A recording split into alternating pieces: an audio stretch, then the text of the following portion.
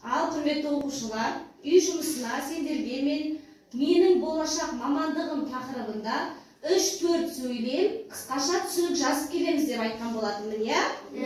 Кім жазып келді? Кім оқып бергісі келеді? Ой, жарайсыңдар, жасы отыра ғой. Оқып бер. Барлығымыз мұқият тыңдаймыз. Мен музыкант болғым келеді. Өйткені мен ән айтқанды ұнатамын.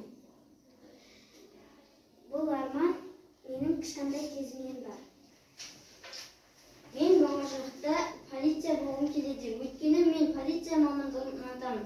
Ол менің кішкентай кезімнен бері арманым. Тұра ғой, Саяжан, жарайсың. Полицияны қандай қызмет атқарады полиция, айтшы? Елін қорғайды.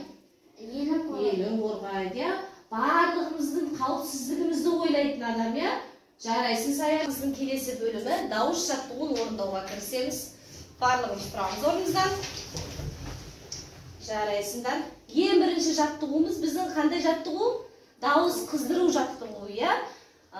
Яғни біздің аузымыз жабық күйінде берілген дыбыстарды айтамыз.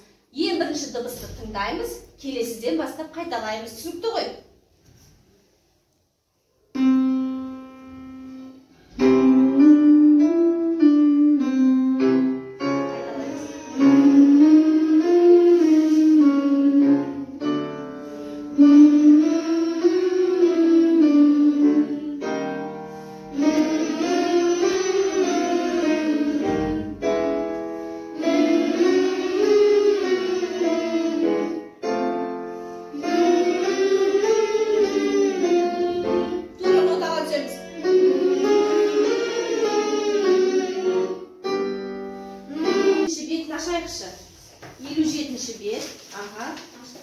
Әннің аты мамандығым мақтаным. Өлеңін жазған Асылбек, әнін жазған Хенков Айтбаева.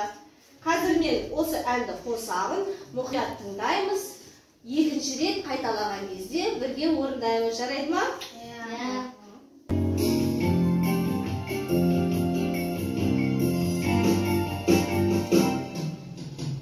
Атуымызге